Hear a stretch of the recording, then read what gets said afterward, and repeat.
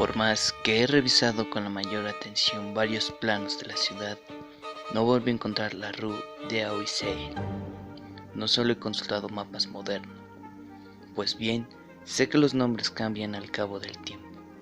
Por el contrario, he hurgado en todas las casas de antigüedades y personalmente he caminado por infinitos rincones de la ciudad, cualquiera que fuera su nombre, tratando de encontrar alguno que pudiera responder a la calle que atrora conocí como Rue d'Auxerre.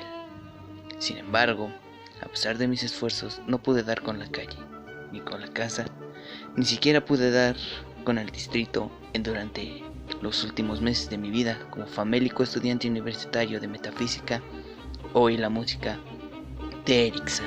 No es extraño que haya lagunas en mi memoria, puesto que mi salud, la física y la mental, se vio seriamente resentida durante el tiempo que permanecí en la Rue d'Auxerre. Y para peor, no recuerdo haber llevado hasta allí a nadie de mi conocimiento. No obstante, no deja de ser desconcertante que no pueda encontrarlo. Un lugar situado a una media hora de marcha desde la universidad, con características que nadie que hubiera pasado ante él habría olvidado con facilidad. Pero de hecho, no he encontrado todavía a nadie que haya estado en la Rue d'Auxerre. Era una calle que quedaba al otro lado de un río oscuro, flanqueado por altos barracones de ladrillo, con los vidrios de sus muchas ventanas empañados, y a ella se llegaba por un sólido puente de ennegrecidas piedras. Recuerdo que las aguas del río siempre estaban oscuras. Daba la impresión de que el humo de las fábricas cercanas impedía el paso de los rayos solares. Además, las aguas despedían un olor extrañamente fétido, que en ninguna otra parte he vuelto a percibir. Tal vez algún día este olor me permita dar con el sitio que busco, ya que lo reconocería entre 1000 otros parecidos.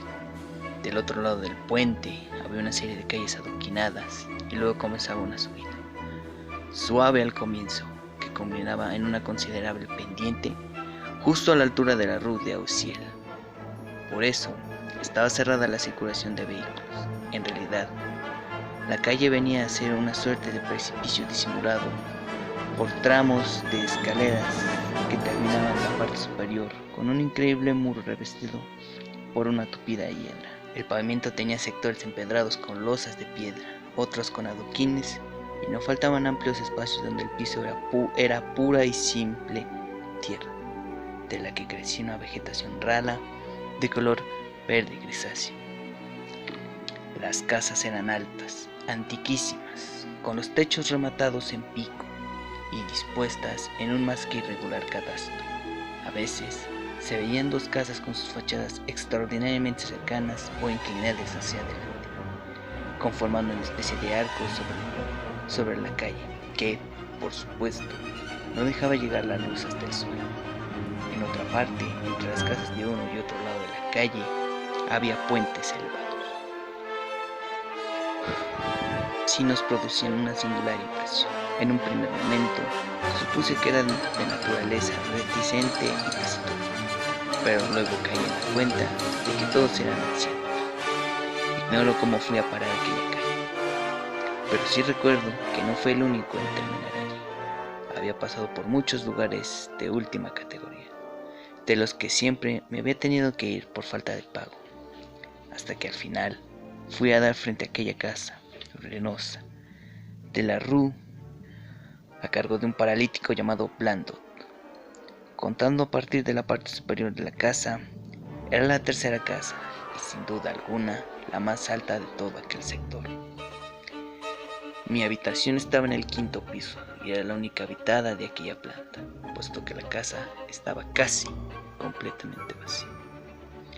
La primera noche que pasé ahí, oí una música que procedía de la buhardilla que estaba justo encima de mi techo. A la mañana siguiente pregunté al viejo Blandot quién era el intérprete de aquella música. Me respondió que se trataba de un anciano violinista alemán,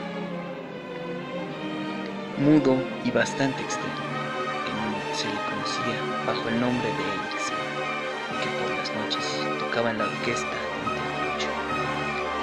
Concluyó la referencia diciendo que a Sam le gustaba tocar el violín de noche, a la vuelta del teatro, y por eso se había instalado en aquella alta y solitaria habitación. Desde cuya ventana podía verse el muro que cortaba la cuesta y el panorama que había al otro lado. En efecto, no hubo ninguna noche siguiente que no oyera la música, la que no solo me mantenía despierto, sino que además me producía una extraña turbación. Pese a que yo no sabía prácticamente nada de música, estaba seguro de que ninguna de las notas que oía tenía nada que ver con lo que yo había oído, por lo que deduje que debía tratarse de un talentoso compositor. A medida que lo escuchaba, noche tras noche, aquella música ejercía una creciente influencia sobre mí, por lo que yo de fin de semana decidí presentar la canción. Una noche lo esperé al regreso de su trabajo. Se encuentra en el descanso de la escalera.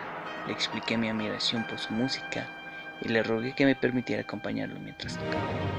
Era un hombre bajo, enjuto, de andar encorvado, vestido con ropa muy raída, casi calvo, y sus ojos azules sostenían una mirada entre asombrada y satírica.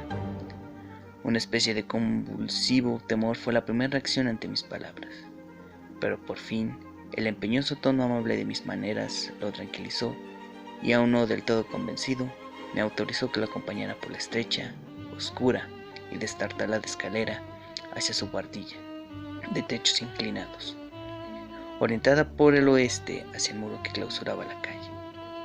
La habitación era muy espaciosa, y el hecho casi de carecer de muebles le daba un aire de mayor amplitud. Había una cama metálica, un descansarado lavamanos, una mesa pequeña, una repisa, un atril y 3 viejísimas sillas.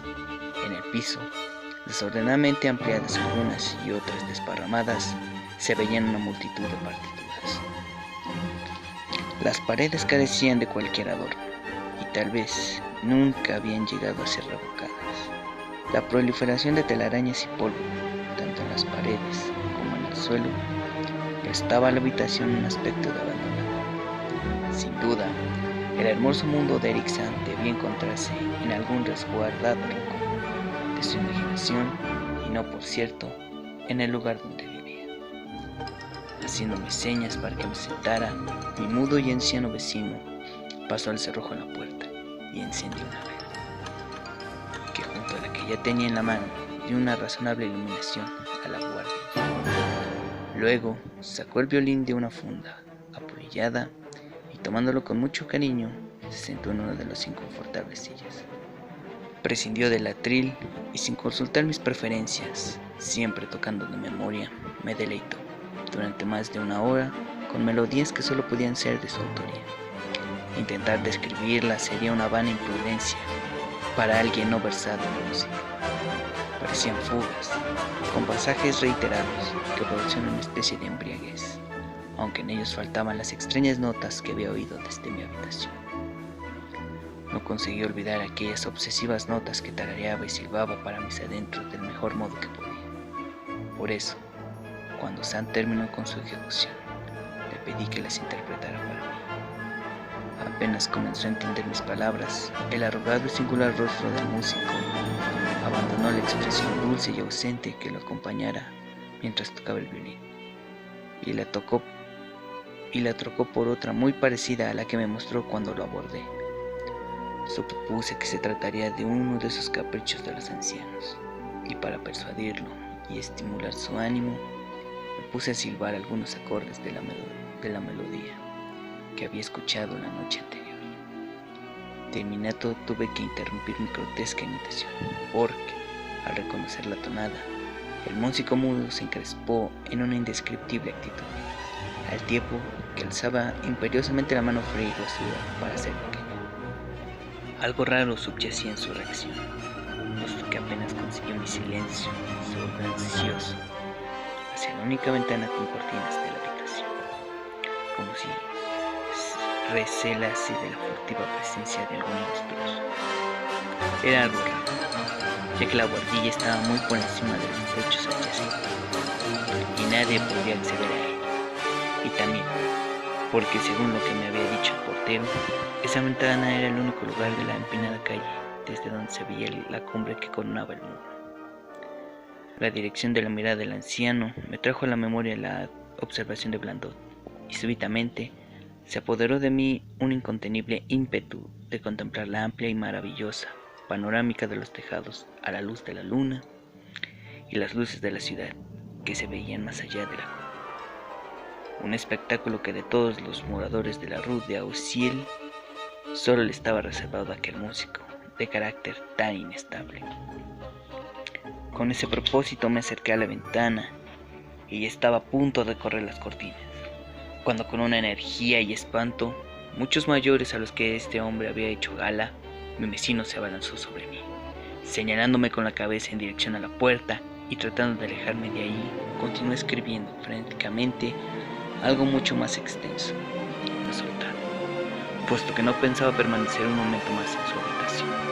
Mi reacción le hizo ver lo agraviado que me sentía, y como por arte de magia, su enojo desapareció. Cambió su tono a amistoso y me hizo sentar en una silla. Luego, con aire ausente, se aproximó a la mesa, tomó un lápiz y comenzó a escribir en el francés que podía manejar un extranjero. Comencé a dejar de dirigir a mí y en él me rogara que lo perdonara y que le tuviera un poco de paciencia. Agregaba que no era más que un pobre anciano solitario, asediado por extraños rumores y perturbaciones nerviosas vinculados con su música. Asimismo, daba cuenta de otros problemas, pero le placía mucho que su música me gustara y me invitaba a que volviera otras noches y que no tuviera en cuenta sus excentricidades. Sin embargo, le era imposible tocar para otros sus peculiares acordes y tampoco podía soportar a mi otro, o al menos no aguantaba que otros tocaran en su habitación. Hasta el momento en el que lo abordé en el descanso de la escalera, ni sospechaba que desde mi habitación escuchara su música, y por lo tanto me pedía muy enfáticamente que hablara con Blandot para que me alojara en alguna de las habitaciones de los pisos más bajos, donde no llegara su música.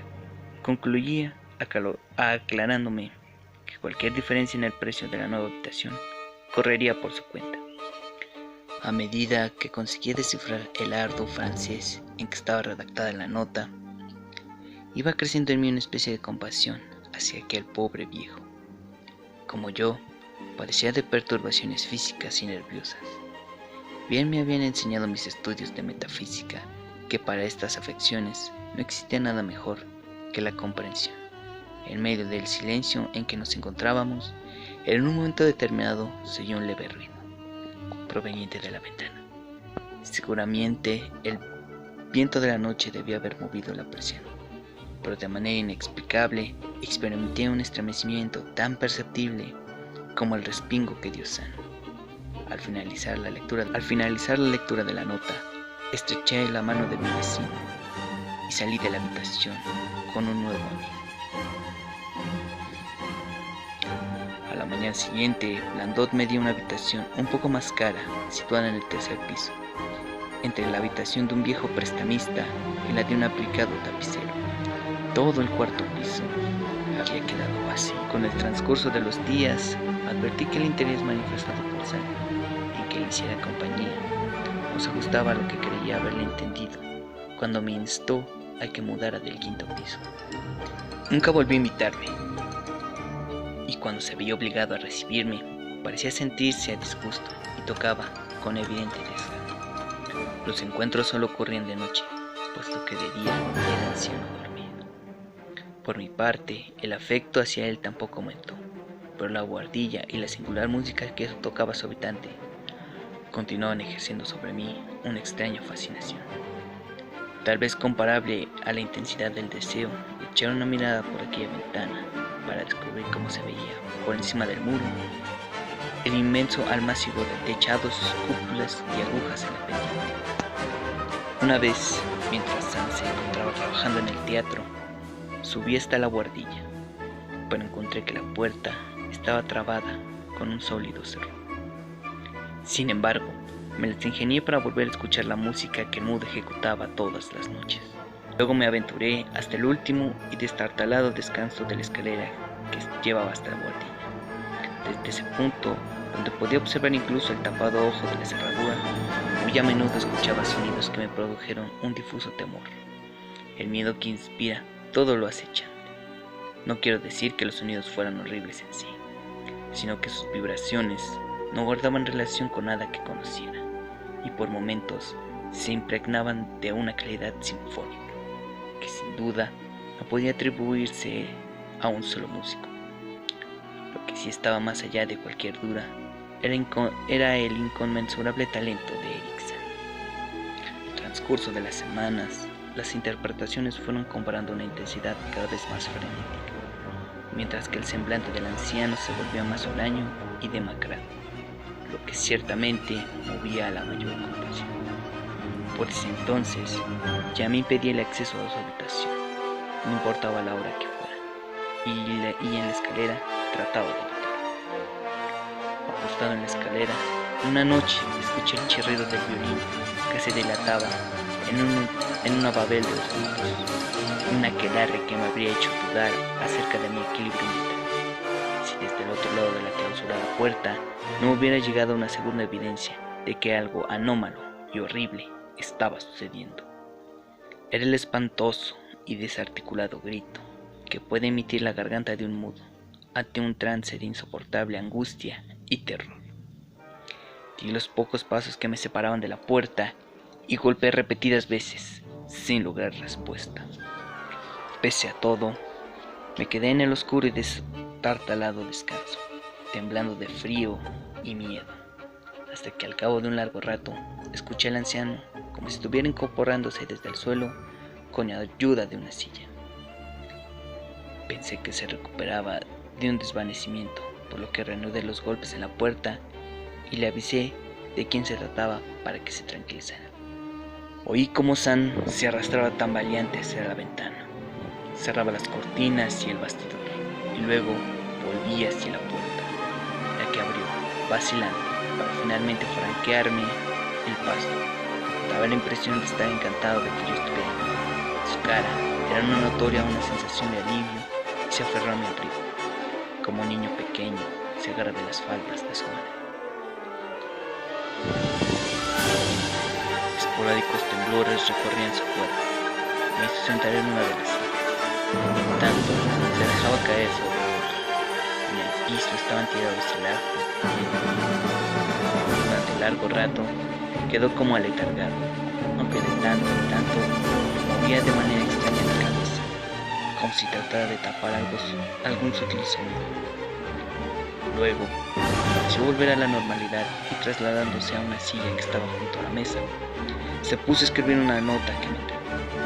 Después, en la misiva, me rogaba que no me moviera hasta que él terminara de redactar en alemán un pormenor informe sobre los prodigios y tribulaciones que me asediaban. Que no esperara que me pudiera adelante, decidí permanecer a un lado mientras el anciano mudo completaba su revelación. Había pasado ya más de una hora. Las hojas se apilaban unas sobre otras. Yo seguía esperando pacientemente, cuando de pronto el anciano se estremeció con violencia. Su mirada se clavó en la ventana, que tenía la cortina cerrada, y presa de temblores que agitaban su cuerpo, se puso a escuchar con ansia. Por mi parte, también conseguí captar un sonido. No era nada horrible, sino que más bien parecía una nota musical especialmente baja y lejana, como surgida de algún músico que viviera en una casa de las cercanías, tal vez al otro lado del muro, por encima del cual nunca había podido mirar. Sin embargo, el efecto que produjo esa nota sobre San fue terrible, ya que soltó el lápiz, se levantó de repente, tomó el violín e hirió la noche con la más chirriante interpretación que yo hubiera oído salir de ese instrumento, si se exceptúa la de la noche en la que escuché tras la puerta. No tengo la posibilidad alguna de describir lo que tocó San aquella noche. Permítaseme tan solo agregar que era algo mucho más pesadillesco que todo cuanto había presenciado, ya que ahora, además de escuchar, podía ver la expresión de un paroxismo de terror que le desfiguraba el rostro. Era evidente que trataba de producir sonido para alejar o silenciar algo cuya naturaleza yo no conocía, pero que debía ser pavoroso.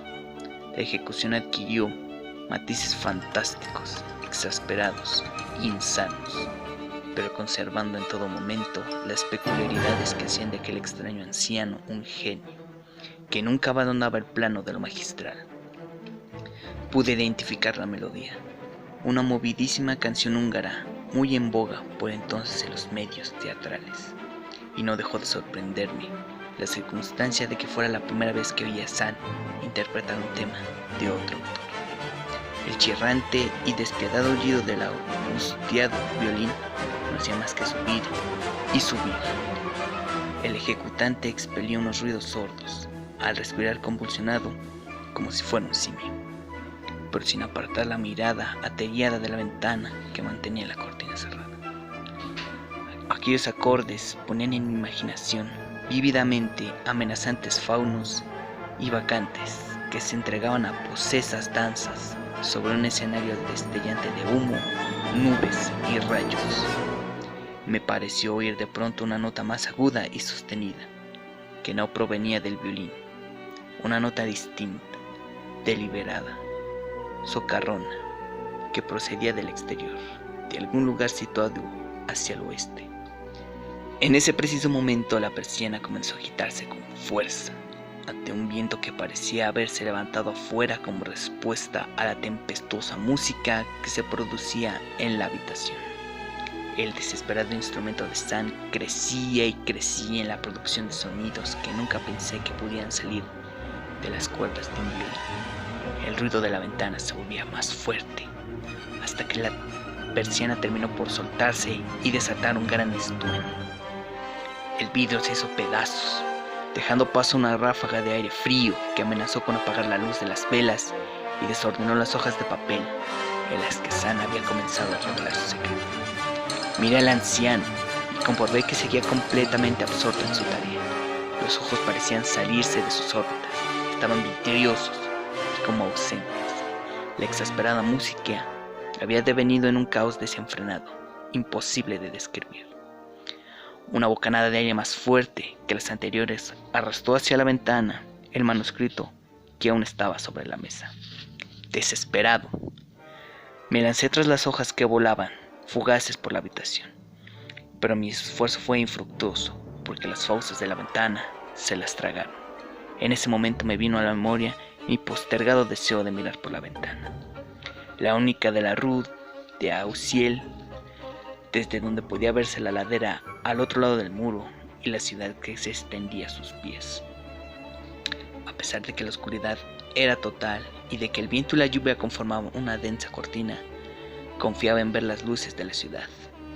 Pero cuando al fin conseguí mirar por la ventana de la guardilla, fantasmalmente iluminada por las luces chisporreantes e inundada por el demencial desborde del violín que se debatía contra el ululante viento nocturno, entonces comprobé con asombro que bajo mis pies no había ciudad alguna, ni siquiera el difuso resplandor de las calles cercanas, sino un inmenso espacio de ilimitada oscuridad, un vacío lleno de música y movimiento, sin parangón con nada conocido en la tierra.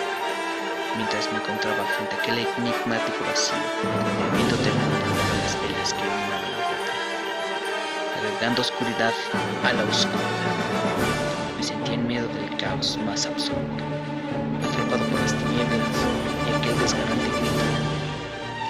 Tambaleante, me volví hacia el centro de la habitación, derribé una silla y a tientas llegué hacia el sitio donde provenía la endemoniada música.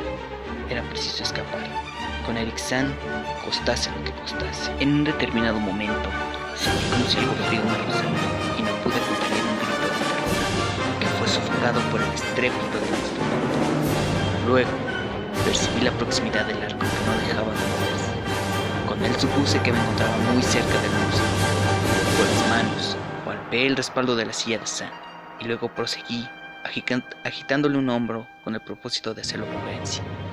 El anciano no respondió. Más bien, parecía más empeñado que nunca en su orgía sonora. Coloqué mi mano sobre su cabeza, le empujé para vencer la mecánica inclinación del ejecutante y le grité: incitándolo a escapar de aquellos espantos que se habían apoderado de la noche. Pareció ni siquiera oírme. Por entonces, extrañas corrientes de aire comenzaron a circular por la buhardilla, aumentando la confusión.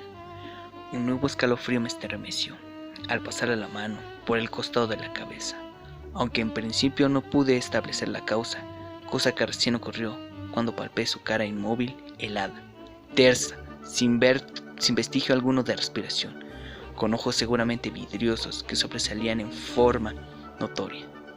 Me eché por instinto hacia atrás y por fortuna encontré la puerta, su gran cerrojo, del que prácticamente me colgué y así pude alejarme, corriendo de aquel espectro de ojos vidriosos que quedaba en la oscuridad y de los horrendos acordes del siniestro violín, cuyo frenesí pareció crecer aún con mi fuga. Apenas si pude conservar el equilibrio en mi alocada carrera. Por las infinitas escaleras del tenebroso caserón, finalmente salí a la calle, donde proseguí la huida en medio de angostas callejuelas empinadas, encajonadas por destartaladas casas. Con una exhalación llegué a la parte baja, donde corría el oscuro y hediondo río, el que crucé por el gran puente oscuro que lleva a la parte de la ciudad que todos conocen. En ese preciso momento, recuerdo haber comprobado que no soplaba ninguna brisa, que no había luna y que las luces de la ciudad brillaban en todo su esplendor.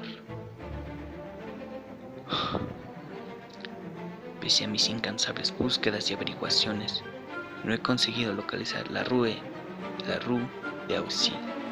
Confieso que no lo lamento demasiado, porque las impresiones de aquella noche terrible me acompañan de manera obsesiva desde entonces, pero tampoco puedo resignarme a la pérdida en abismos insondables de las páginas de nerviosa y apretada escritura que podrían haber explicado el misterio de la música de Eric Sand.